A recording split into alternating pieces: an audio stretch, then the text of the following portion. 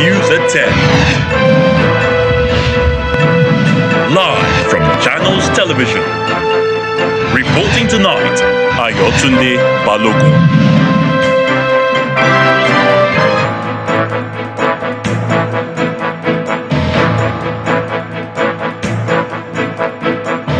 Hello and welcome. Tonight, ahead of the November governorship elections in Bayelsa and Imo states, Governor Doye Diri and Senator Samuel Anyanwu emerged PDP flag bearers in their states.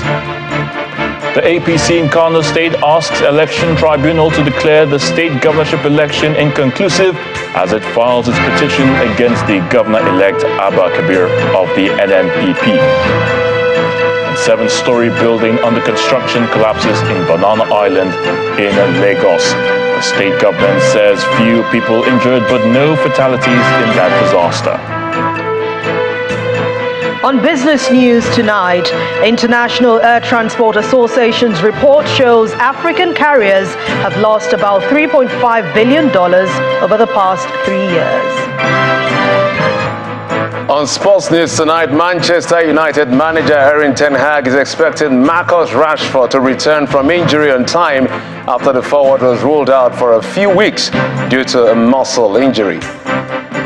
And from the nation's capital, more victims and survivors of Boko Haram insurgency in Borno recount their experiences as peace gradually returns to the state after over a decade of killings and destructions by terrorists. And in international news from London, the US President Joe Biden says he hopes Northern Ireland parties will return to power sharing soon, in a speech hailing 25 years of peace.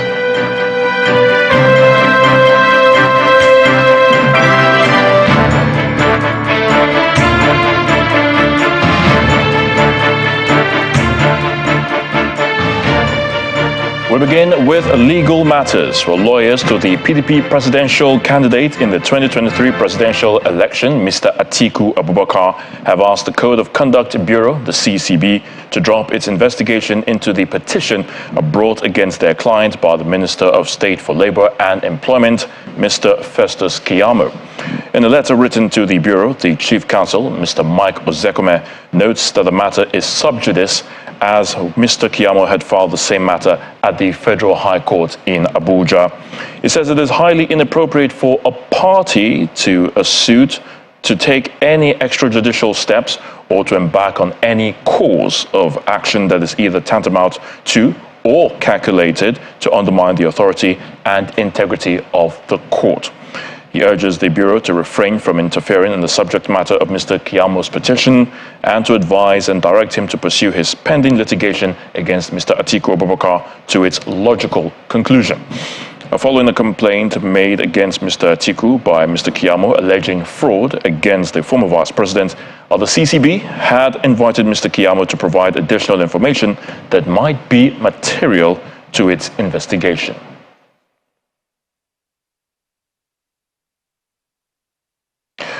Governor Doye Diri and Senator Samuel Anyanwu have emerged winners of the People's Democratic Party governorship primaries in Bayelsa and Imo states, respectively. Both aspirants emerged candidates at their state capitals, where the exercise took place after they were affirmed by the delegates having gone into the election unopposed.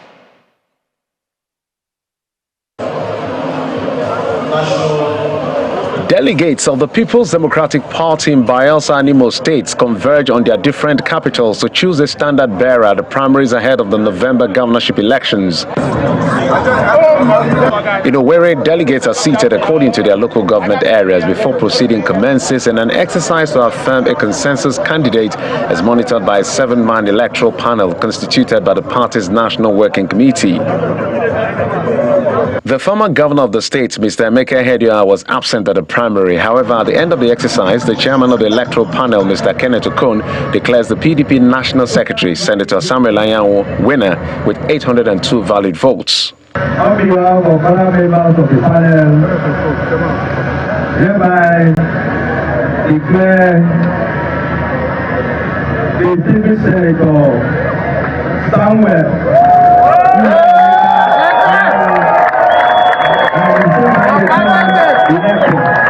After emerging victorious, Senator Anyanwu states his priority areas if elected governor.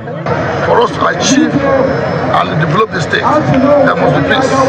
First of all, we have to secure the state. Our major point is to secure the state. To be able to revamp the economy, we are going to invest in the youths. And we are going to carry along the people in our decision making. We cannot drive this process alone without carrying the people along. A similar primary election is taking place here at the Dr. Gabriel Okara Cultural Center in Yenagoa, the Bayelsa State capital, where the incumbent governor, Senator Doye Diri, who is seeking re-election, is the sole aspirant, having been given the right of first refusal. Among those present is the chairman of the electoral panel and governor of Osun State, Senator Ademola Adeleke, former governor Seriake Dixon, among others. As prescribed by law, delegates take turn to affirm the candidacy of Governor Doye Diri. After collation and counting, Governor Diri got the endorsement of 305 delegates to clinch the party's ticket. As the Chief Returning Officer, I hereby declare Senator Doye Diri as the winner of the election. And before proceeding to accept his nomination, this happens.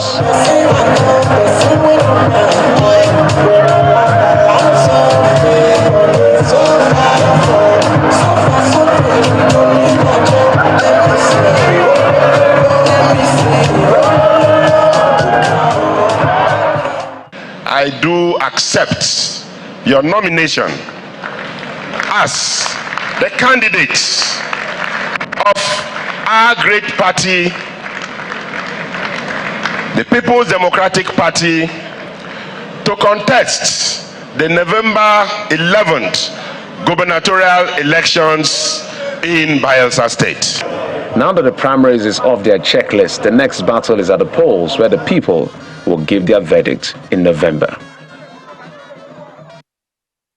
The countdown is on for this Saturday's supplementary governorship elections in Adamawa and Kebbi states, as well as 5 senatorial districts, 31 federal and 58 state assembly constituencies across the country.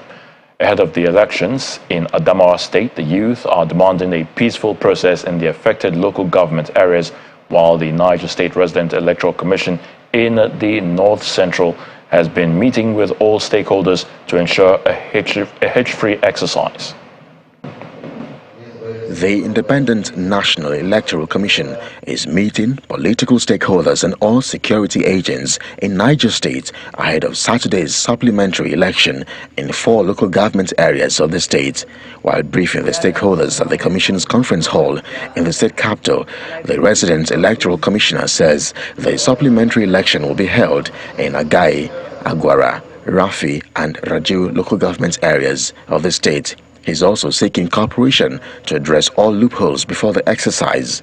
We have done a very good job, but we should also acknowledge where there are some pockets of problems here and there. We will also look at it critically and try to see how we can, if not eradicate it all, to minimize, so that this supplementary election at the end of the day, it will be better off than what we did. INEC also emphasizes the entire election results conducted on March 13th will be announced before the supplementary election results. If you don't, by the time we get there, we'll still read out the result from each of the polling units concluded before we now had the one we are conducting on the 15th of April. By the grace of God, like the Reka said, we are fully prepared and we want it to be better than even the general election. The State Police Command also assures of security during and after the election. We assure you, we will be on ground with you. We will support you. We will cover up and make sure it's a very successful by His grace. We will not leave any stone unturned. It is as usual, it is a responsibility, and we are going to utilize it to the fullest. That I assure you, sir. In Adamawa State, a group of concerned youths are appealing to the Independent National Electoral Commission (INEC) to ensure a seamless, credible, and violence-free governorship supplementary elections. The group is also appealing to residents to shun any form of religious or ethnic sentiments during the process. Youth must understand the hope society places on them and resist any provocation to cause chaos before, during, and after the recent election.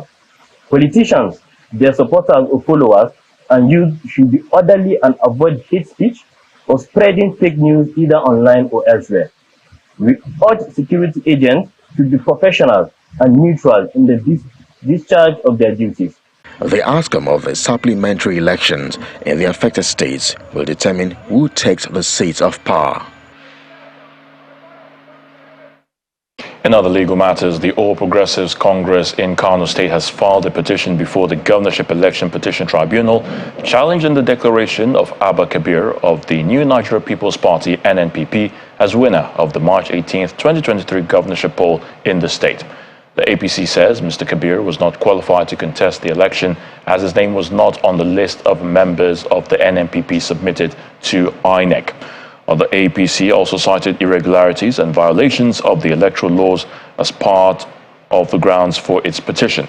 The party also alleged that the NNPP did not win the election with a majority of lawful votes, claiming that some of the votes cast for them were invalid.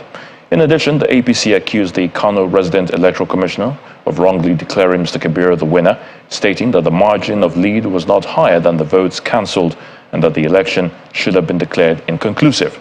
It's asking the tribunal to declare Nasir Yusuf Gawuna of the APC as the winner of the election, but interestingly, the APC's governorship candidate was not joined as a party in the petition. In the March 18th poll, the NNPP candidate scored 1,019,602 votes to defeat his closest contender, Gawuna of the APC, who polled 890,705 votes.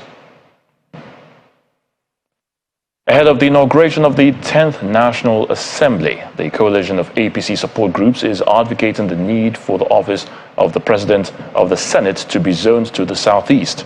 Addressing journalists in Abuja after submitting a letter of appeal to the National Working Committee of the party, the spokesperson of the group, Mr. Dele Fulani, says in the interest of equity and natural justice, zoning of the office of the President of the Senate to the southeast will promote politics of inclusivity and national cohesion.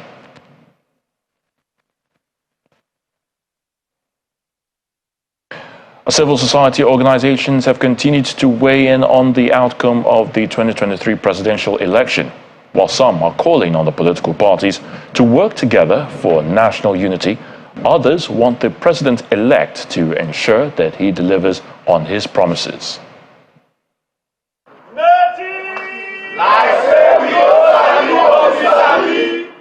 As Nigerians gear up for a new dispensation from May the 29th, 2023, this group, under the aegis of the natives, is asking candidates in the last presidential election to join hands with the president-elect, Senator Bola Ahmed Tinubu, to rebuild Nigeria.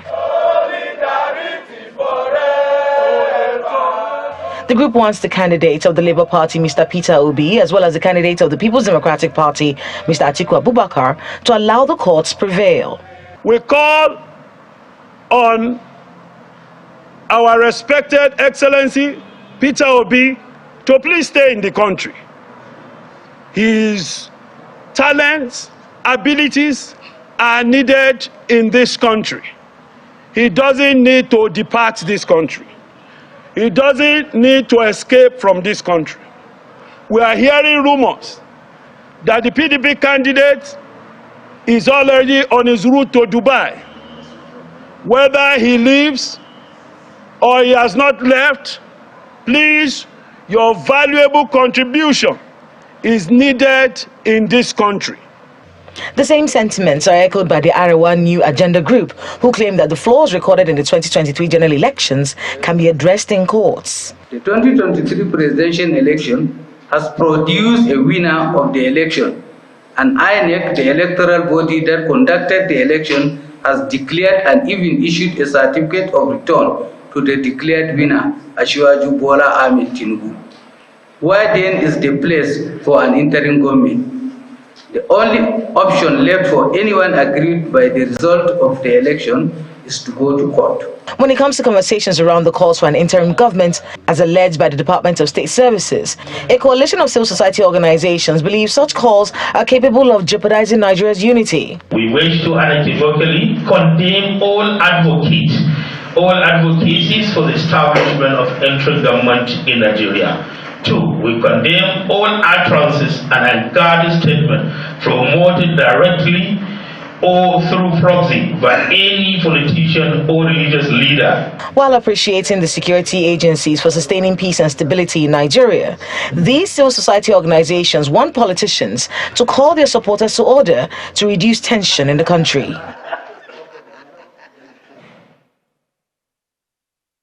In part 2, after the break, federal government moves to enhance security of rail transportation in the country, approves 495 million naira for installation of baggage scanners at Abuja and Kaduna stations.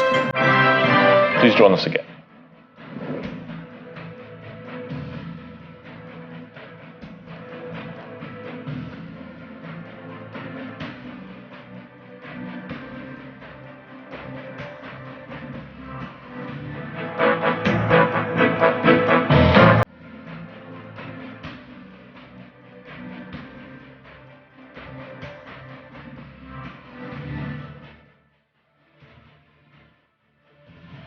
Welcome back. If you've just joined us, you're watching the News at 10 live on Channels Television. A reminder of our top stories.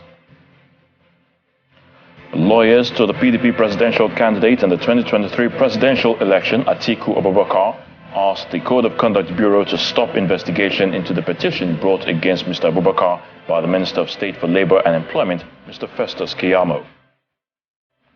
Ahead of the November governorship elections in Bayelsa and Imo states, Governor Doye Diri and Senator Samuel Anyanwu emerged PDP flag bearers in both states. The APC in Kano state asks election tribunal to declare the state governorship election inconclusive as it files its petition against the governor-elect Abba Kabir of the NNPP. A 7-story building under construction collapses in Banana Island in Lagos. The state government says few people injured but no fatalities in the disaster.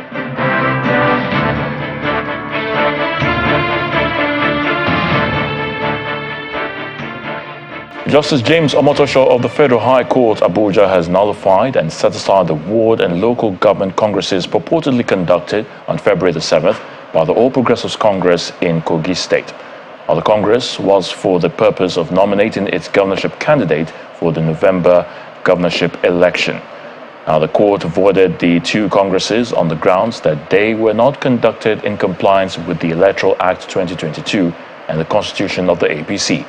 Delivering judgment, Justice Omotosho also barred the Independent National Electoral Commission, INEC, from according recognition to the unlawful delegates list that emanated from unlawful congresses for the party for the purpose of selecting its governorship flag bearer. Justice Omotosho also ordered the APC leadership to conduct fresh congresses that would be in compliance with Section 84 of the Electoral Act 2022 and Section 13 of the party's constitution. We are very glad, more so that the judgment was in our favor. The court granted all our reliefs, and the course of action basically is that the APC in Kogi State ought to have conducted special world congresses to elect delegates that will eventually elect the party's candidates for the governorship election, but none was conducted at all at any ward. And it was based on that our clients approached the court to say, look, there was nothing, but they just saw a purported list submitted, and that the list should be set aside. And the court granted it, and even warned that the days of impunity, political impunity, are gone forever, and it will not be tolerated, and advised the parties to go and conduct congresses prior to the nomination of their candidates. So we are so happy with the judgment. The implication is that, well, they still have time. Their Congress coming up maybe in 2 days' time. They should do the needful, comply with the judgment, hold a special Congress either today or tomorrow, and then before they proceed. Otherwise, any step taken will be nullified. will be a nullity. A 7-story building under construction has collapsed in the Banana Island area of Lagos State this evening. According to the National Emergency Management Agency, NEMA, nobody died in the incident, which occurred on First Avenue in the exclusive neighborhood. In a statement, the Deputy Director of Public Affairs of the Lagos State Government, Mukaila Sanusi, also confirmed that there is no fatality, but the few construction workers who sustained injuries are being treated. The statement adds that the Commissioner for Physical Planning and Urban Development, Tayo Bangboshe Martins, was immediately on site to address or to assess the situation and kick off the investigation into the incident. Oh my God!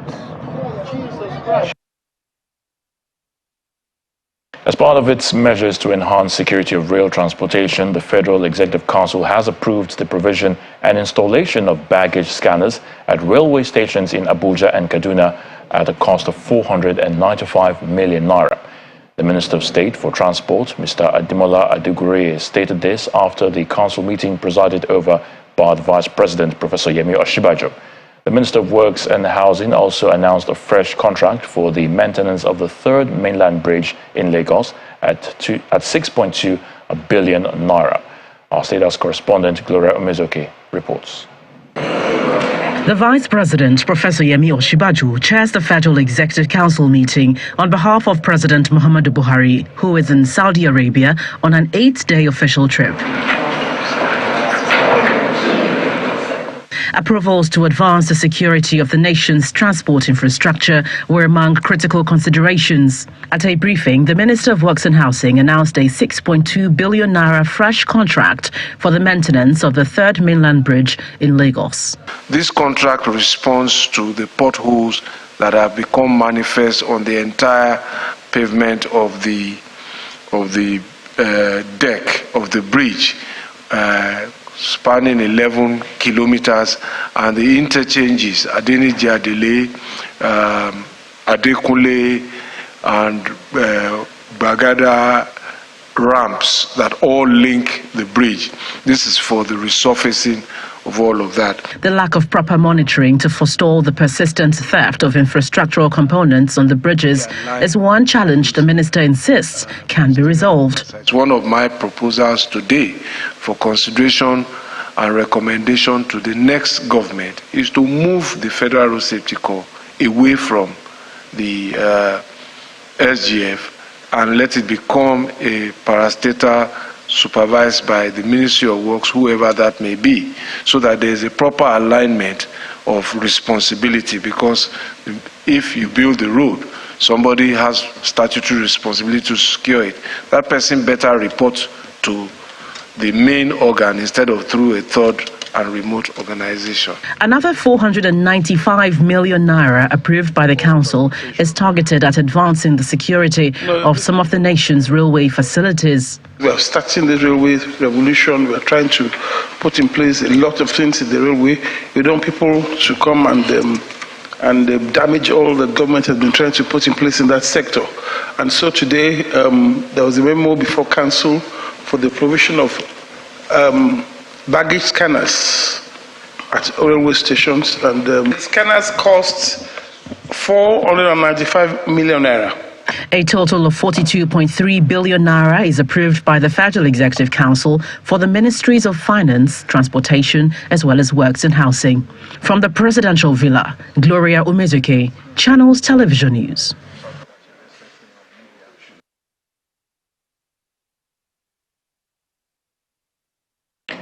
Meanwhile, in Lagos State, the government appears to have another kind of challenge in its railway development drive, and that is dealing with the menace of traders on rail tracks. In this next report, our correspondent Kelly Agiga captures the danger many Lagos residents expose themselves to in a bid to make a living. One common feature of rail tracks, especially here in Lagos, is the gathering of people at designated points or terminals for the purpose of trading, from Tejosho in Yaba to Oshodi, and from Oshodi to Ikeja Long, which is just opposite the Murtala Muhammad International Airport, and then to Agege. These traders brave the odds despite the risk men dangers. They trade in fairly used shoes, belts, bags, and clothes. Bus conductors are not let out of the party. They encroach on the rail tracks to woo passengers. And despite the hazards, the traders tell me this is their only source of survival. Me, I be graduate, I go INT, Polytechnic. Since that time when I come out for school, do my HND, I never get work. Now like this, I just say, how they want me to survive for this country. They also present a list of demands as well as allegations of compromise by government officials. Most of women when we dey work for here will be widow. And Kai, they go just come. With no information, they go come destroy our market, carry our market go. Maybe Baba help us do adjustment. Tell our government to help us, to plead, to help us. If we cannot be here, we know here is delicate, but let us relocate us a place that we can stay and have rest of mind. Please, we country. But in a swift response, the Corps Marshal for the Lagos Environmental Sanitation Corps counters the allegations. She also puts the blame on the tables of the railway police officers. The railway corporation, they have not been supporting the agency. They have not been supporting the agency. Each time we come to arrest them, you see them coming to us and be soliciting for them that it is, they will even say it's not our territory. In 2008, former Lagos Governor Mr. Babatunde Fashola dislodged traders on the rail tracks at Oshodi. But now, they seem to be returned to status quo. Meanwhile, a lot more activities take place on the tracks. Some walk, beg, eat, and sleep on the tracks. And these children are learning fast as they can be seen playing on the rail tracks. The managing director of the Nigerian Railway Corporation, Mr. Fidet Okiria, is worried about the menace. We will try to fight it, but the more you fight it, the more they come back. I can remember when I was the district manager at Lagos, I took it up as a responsibility that we are clearing them as they come back. You remove their wear, you remove their tables, and at the time they have a in-house carpenter as you are removing their making. Let's capture what happens when a train approaches these areas where commercial activities take place as a warning.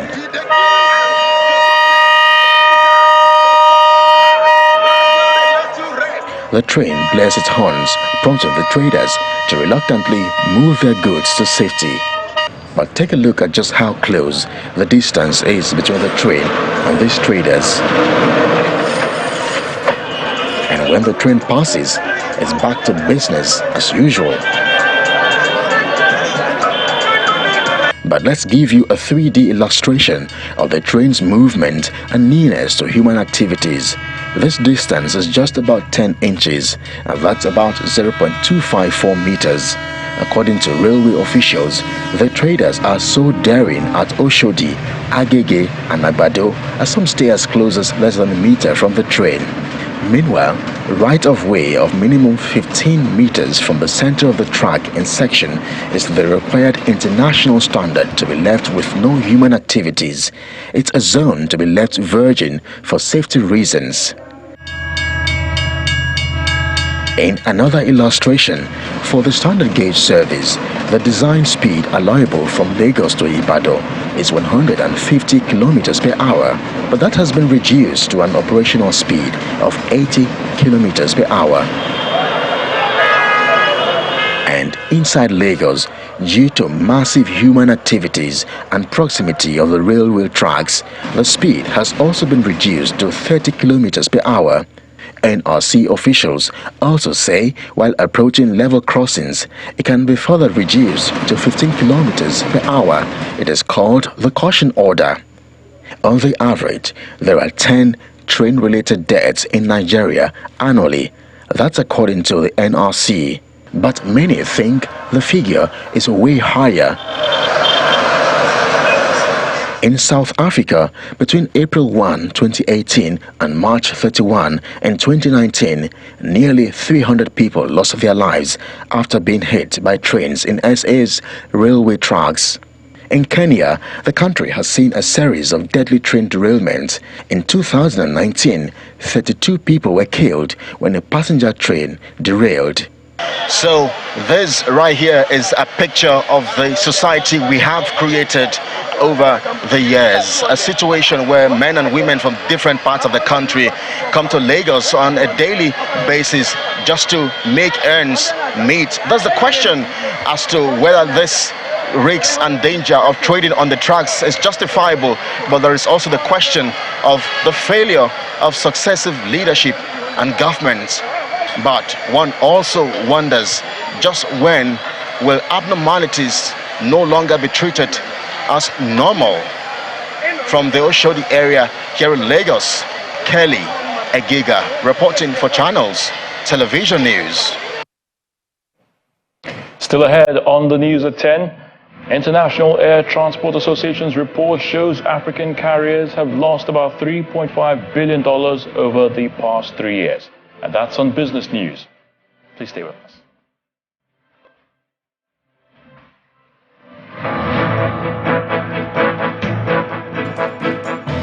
Welcome back. To security, where the Kaduna state government says troops of the air components of Operation World Punch of the Nigerian Air Force have neutralized several bandits during an airstrike in Birnin-Gwari local government area of the state. The bandits were said to be attacking Sabunlai village around 9:44 a.m. today when they were engaged and neutralized by the troops who had rushed to the area following a distress call. According to the Kaduna State Commissioner for Internal Security and Home Affairs, Samuel Arwan, the bandits were seen rustling cattle, looting various items, and shooting sporadically, a situation which forced the residents to flee. The air component of Operation World Punch was said to have responded promptly to the location, and as the bandits fled for cover from the aircraft operation, they came on the line of fire from the troops. Let's head down to the nation's capital of Abuja, and Terry Ikumi is standing by at our Abuja studios. Hello, Terry. Hi, Ayo. Let's still talk security now. As peace and security return to the northeastern part of the country, after over a decade of wanton killings, destructions, and displacement of inhabitants as a result of Boko Haram insurgency, victims and survivors continue to recount their experiences while the attacks lasted. Meanwhile, the government has been asked to review the implementation of the reintegration process to include release of persons said to be wrongly arrested and still in military detention centers. Busy streets and residents going about their daily activities. This is evidence of safety returning to Borno State. For about a decade, these scenes were not commonplace. These people can gather with some level of comfort in the knowledge that they are safe enough to play and discuss the next phase of their lives. To the government agencies that are present. Now, participants include kidnapped victims, their family members, former Boko Haram members, and families of persons wrongly associated with Boko Haram insurgency. They gather here to review the effectiveness of a project with the theme mobilizing Borno State stakeholders to develop transitional justice and reconciliation policy recommendation in the Northeast, organized for government agencies, survivors, and actors in the Boko Haram insurgency. Everyone here has had one experience or the other with insurgency. 25-year-old Ubaida Usman and 50-year-old Hadiza Saleh narrate their experiences.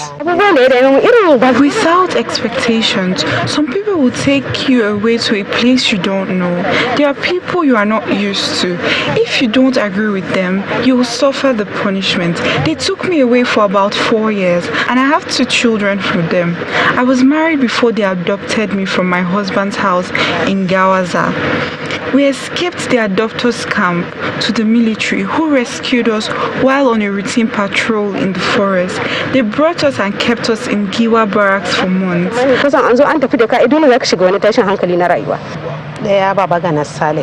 I have 4 sons. One is Babagana Sali, who was picked up by the military on his way back from Monguno and accused of being a member of Boko Haram. Till this moment, I haven't seen him. Abba Sali with a black spot on his his forehead is nowhere to be found. Musa, he left home at Hazaha and was arrested till today. The three of them I have not heard of their whereabouts. Usman, who is a mechanic, was arrested at his roadside workshop. This is 13 years since they were all arrested. Since that disappearance, I have been down with stroke paralysis. I have been in and out of the hospital. In the midst of these harrowing experiences, Hamsatu Alamin emphasizes the need for transitional justice. Yes, we can understand you are a victim, I am a victim, so that we can understand each other. Maybe even if we cannot forget, but at least forgive each other so that we can move forward. And only in transitional justice can you have such a scenario. This points to the need to expand these efforts to ease the pain and help residents of the Northeast reverse the psychological and emotional effect of insurgency. Meanwhile, the Chief of Army Staff, Lieutenant General Farouk Yahaya, says the Nigerian Army will continue to act professionally in discharging its constitutional mandate of securing the country's territorial integrity. According to him, this will involve training and retraining of military personnel to ensure that they are abreast of the emerging trends and military operations in line with global best practices. He was speaking to journalists shortly after declaring open a 3-day capacity building workshop on protocol and liaison duties in Abuja. Training is key to everyone now, particularly for the military that has ways of doing everything. And now so we take training very, very seriously as one of my cardinal pillars of my philosophy of command training, because it's when you train that you know. Everything has ways of being done, more so in the military, and that's why this center continues to host all or most of our training activities commensurate to this level. There are other training activities that are held in other places, but others are also held here, and that's what we are here to do. And now training in all aspects of our military life, I give it prime of place. And now we continue to explore areas of improvement in all our operations, in all our activities, all of them, whether they are operations, whether they are whatever it is, including protocol that we have now come here to rub minds and improve and entrench so that we have a more standardized way of doing things in line with best practices.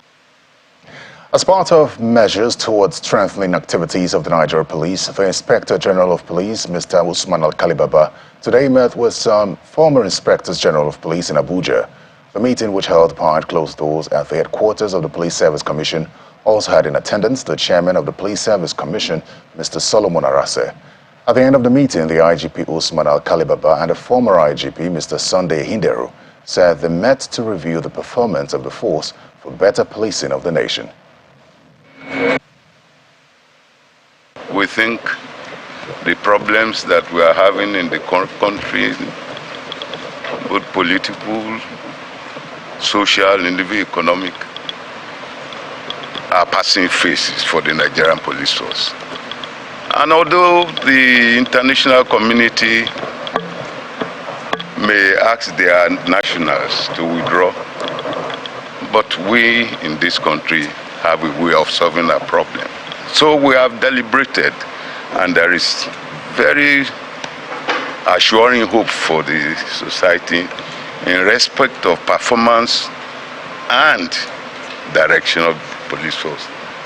We have spoken greatly on how to continuously meet and discuss contemporary issues affecting law enforcement in Nigeria. Crime prevention and control is an issue that is very, very dynamic and requires dynamic approach. So there is hope at the end of the tunnel, like my Oga said. We'll continue to discuss, synergize and cooperate with everybody that would also support us in this. And that wraps it up from Abuja. Back to Lagos now with Ayo Tunde Balogun. Many thanks, Terry Ikumi.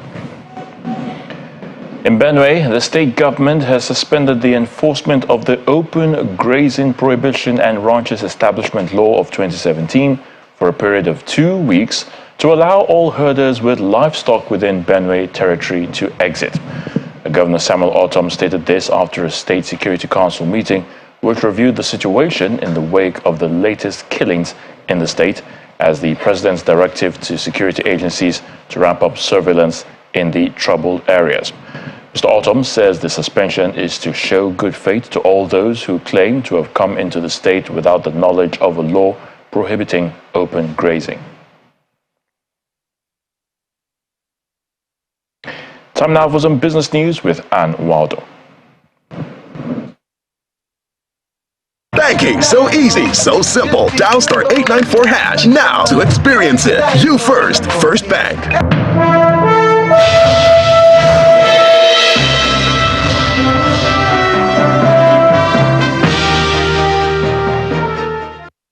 Thanks a lot, Ayotunde. Hello and welcome to Business News. African carriers have suffered a total loss of about $3.5 billion over the past 3 years. The deficit, International Air Transport Association says, is set to persist due to high fuel costs and taxes. According to IATA, the industry in Africa last made money in 2010 with another loss of $213 million anticipated this year.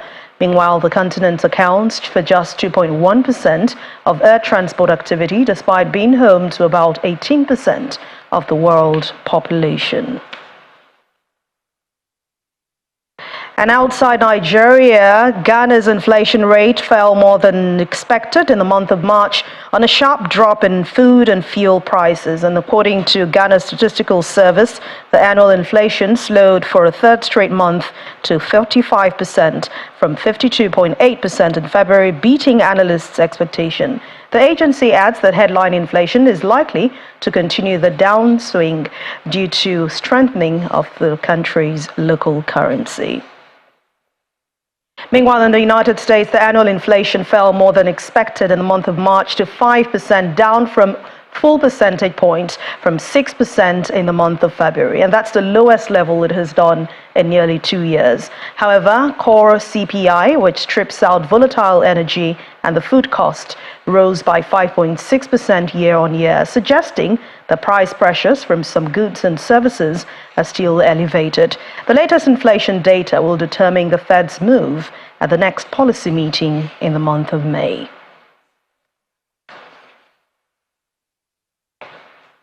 Well, the equities market made a rebound today. Let's hear the details from Will Ebong.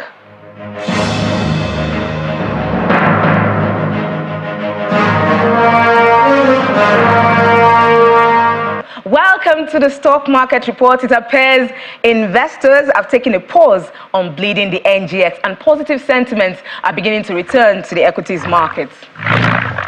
It's not much action on the all share index, but the green closed all the same, although flat at 0.00%. And this is thanks to some stocks in the consumer goods counter that lifted that index up 0.19%. We saw Unilever and International Breweries doing their thing there. Now let's take a look at today's activity. Massive drop from what was recorded yesterday. A possible sign of easing and sell pressure. We saw volume at 255 million units, valued at 1.78 billion naira, and all transacted in 3,890 deals. Now, a look at the stocks that had some price action today. Skyway Aviation Company, topped that gainers chart, followed closely by Associated Bus, which jumped 9.68% today. It closed at 34 kobo. It's not a bad outing today at the NGX, considering companies are rolling out dividends. And that's the stock market report. I'm Will Ibong. It's back to you.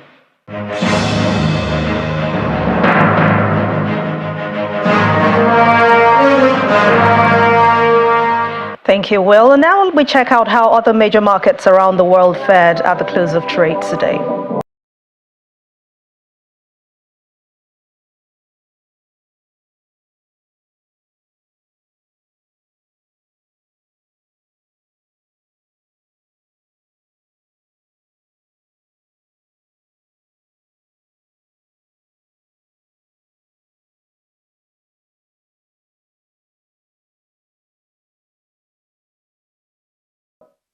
That's Business News for tonight. Thank you so much for watching.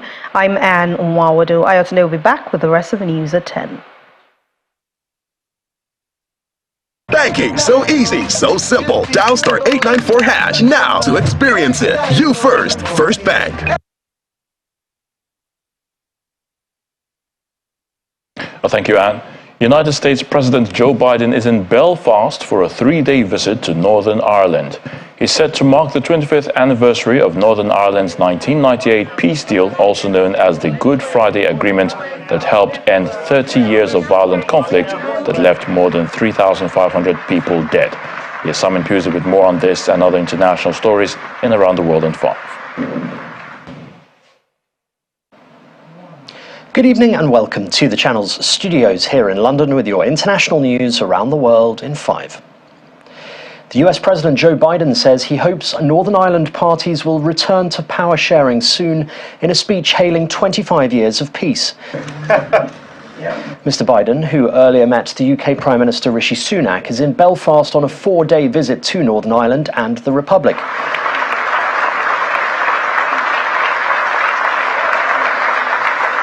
His visit marks the 25th anniversary of the Good Friday Agreement, a peace deal which helped end 30 years of violent conflict in Northern Ireland. Addressing a small audience in Belfast, he says protecting peace in Northern Ireland is something that brings America together. Supporting the people of Northern Ireland, protecting the peace, preserving the Belfast Good Friday Agreement is a priority for Democrats and Republicans alike in the United States, and that is unusual today, because we've been very divided on our parties. This is something that brings Washington together. It brings America together.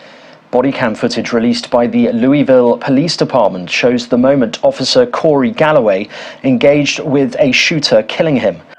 God, don't have an angle! At least 5 people were killed and several more injured when a gunman entered Old National Bank in Louisville, Kentucky. Another officer who responded to the shooting is in a critical condition. Meanwhile, Tennessee's Republican governor has signed an executive order to strengthen background checks for the purchase of guns and has urged lawmakers to pass legislation tightening gun laws. Governor Bill Lee's order comes in the wake of the Nashville school shooting that left 6 people, including 3 children, dead last month.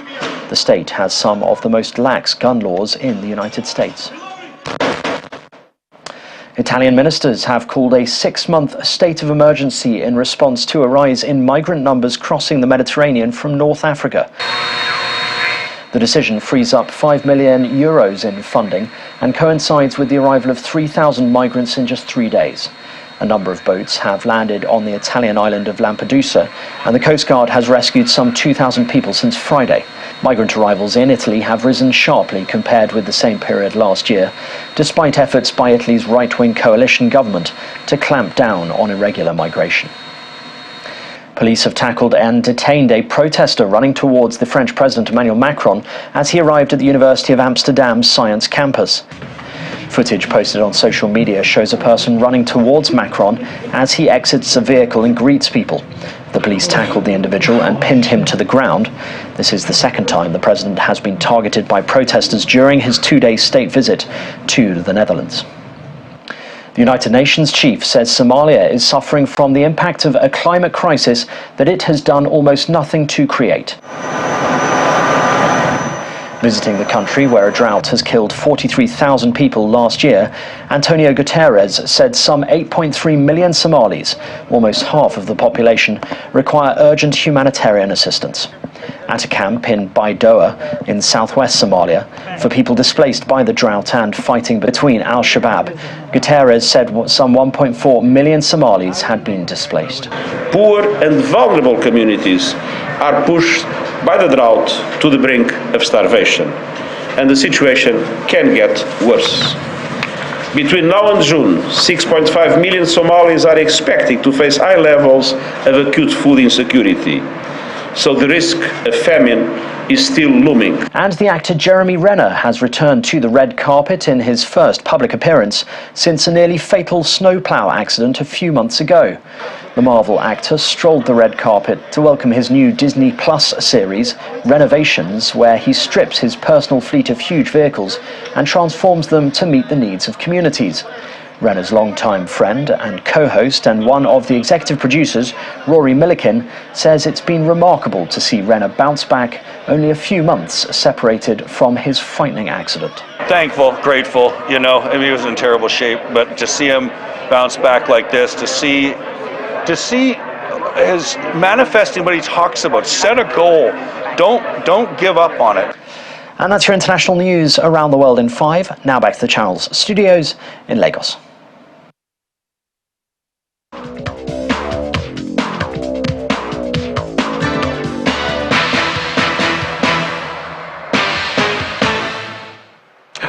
Welcome to Sports News. Manchester United manager Erik ten Hag says Marcus Rashford is disappointed with his latest injury, but confirmed that he's already taken a few steps towards a comeback.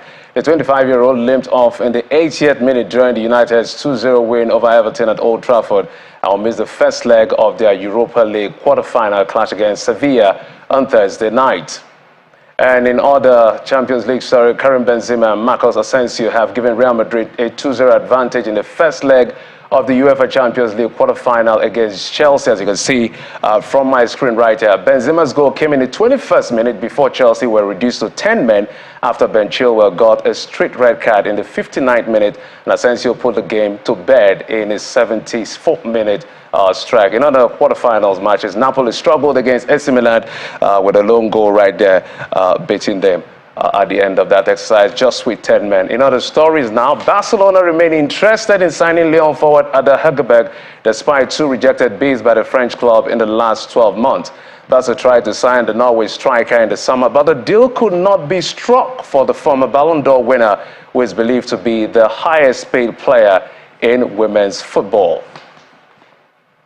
And in tennis, Dani Medvedev cruised through his first match of the year on clay, defeating Lorenzo Sonego 6-3, 6-2 at the Monte Carlo Masters. Medvedev broke the Sonego at the first attempt and then twice more in the second set to reel off his 25th win in his past last 26 tour level matches. He will face Alexander Zverev in the last 16 for the first time on clay. Septième match, Medvedev. 2 manches à 0, 6-3, 6-2, 6-3, 6-2.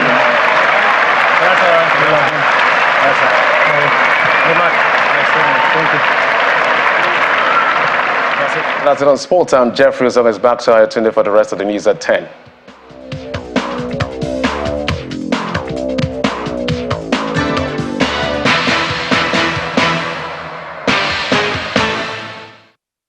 Many thanks, Jeffrey. And the main news again. The lawyers to the PDP presidential candidate in the 2023 presidential election, Atiku Abubakar, today asked the Code of Conduct Bureau to stop investigation into the petition brought against Mr. Abubakar by the Minister of State for Labour and Employment, Mr. Festus Keyamo. Governor Doye Diri and Senator Samuel Anyang have emerged as PDP flag bearers in Bayelsa and Imo State ahead of the November governorship elections. A 7-story building under construction collapsed in Banana Island area of Lagos. A state government said few people injured, but no fatalities in the disaster. And that's the news at 10 tonight. I'm Ayotunde Balogun. Many thanks for watching. Have a good night.